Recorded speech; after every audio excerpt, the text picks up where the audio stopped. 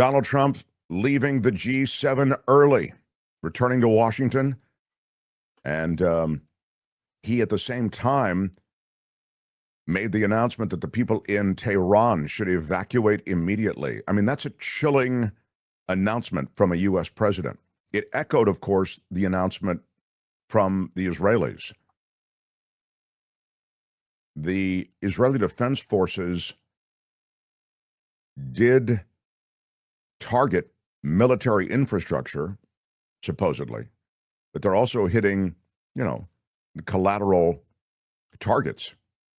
And so Donald Trump leaving the G7 early, the idea somehow that there is a quick ramping up of military confrontation in the Middle East, these are things of great, great concern.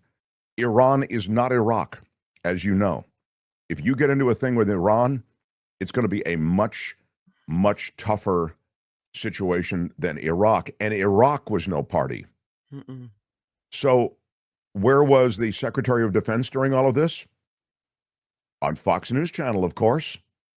Here is Pete Hegseth speaking to Jesse Waters last night as all of this was going on. Defend federal agents who are under attack, yet he gets mischaracterized. So it's all a lie. It's all a misrepresentation. President Trump loves all Americans, wants American citizens to be kept safe, wants to defend our border, all the things they mischaracterize. Of course, the parade's another one of them. We know, we get to watch President Trump every day. We know where his core is. We know that he loves the American people, wants a parade to celebrate our army, and the rest of them can just be haters. That's all they are. So you're going to be in the Situation Room pretty soon with the president. Is he still aiming for a nuclear deal with the Iranians? Of course. The president's, as he said today, his position has not changed. What you're watching in real time is peace through strength and America first. Our job is to be strong.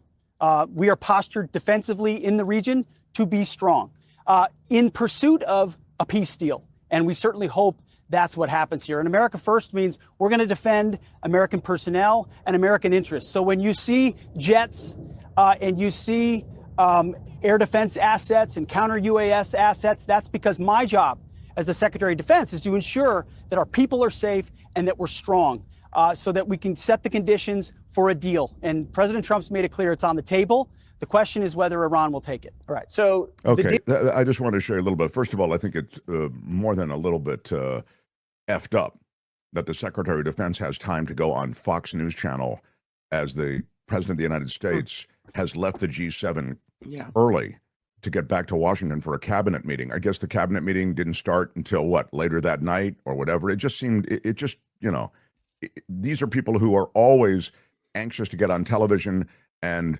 promulgate what they do about Trump and about America first. They want to get that propaganda out all the time. And maybe that is a priority to this administration. They're really about the theater, about the announcement, about the propaganda, get it out there. So maybe that's exactly what the idea was. And that Trump was very much behind the idea that Hegseth should go on Fox News Channel, make the point, that we're still trying to make a nuclear disarmament deal with Tehran. All right. Anyway, I thought it was odd. Did you see that over the way that Trump is handling this so far, his supporters are coming out against him? I was reading something about on the Joe Rogan show, they called for his impeachment. And then Tucker Carlson, a longtime Trump supporter, was talking about how he's disappointed with the way the president is handling the Iran situation, to the point where Trump got snippy about it and said on camera that let Carlson go find a TV network if he has something to say. I mean, it's with Trump. Mm-hmm. A couple of things can be true. First of all, from a personality standpoint, you're only as good as your last comment or your last thing that you've done for me, Donald Trump. So he turns like a rabid animal, But the other thing is that it is true. And you kind of were hinting at this at the beginning of the show, Kim, when you said, I thought he said he was going to end all the wars in the first 24 hours or whatever, that the fraud of his pronouncements and of his declarations and of his profile as anti-war uh, it's being exposed as a fraud now. I mean, think about those things that he has most emphasized. He just had a huge 45 to 100 million, depending on how you do the numbers, 45 to 100 million dollar parade. It was a military parade in Washington. And you can say it was a celebration of the Army's anniversary. I get it. Okay. But what I'm saying is that was an odd emphasis that Trump wanted. He likes the military flex. He likes to talk tough. So then he, as you know, in the early days of his administration, which were not that long ago, he started talking about invading Mexico, invading Canada. This is your peace candidate? I mean, it seems as though he beats the war drum all the time. It's the easiest way to display the macho that I think is a part of the masculine profile of this administration. So we get to this place where a lot of his followers are going, dude, you're supposed to be the peace guy. No more wars, no more forever wars. What's going on? Here is Trump aboard Air Force One. In typical Trump generic talk, he's saying, well, I just want people to be safe. Of course, that's possible, that there could be a threat to Tehran. The fact that Trump was echoing the Israeli call for full evacuation, that's not nothing. That means he knows something. And clearly the Israelis, this isn't a surgical strike from the standpoint of just disabling a nuclear capacity and capability. This is something more. And this, it would seem, is designed to hobble this regime in Iran. It might lead to a regime change.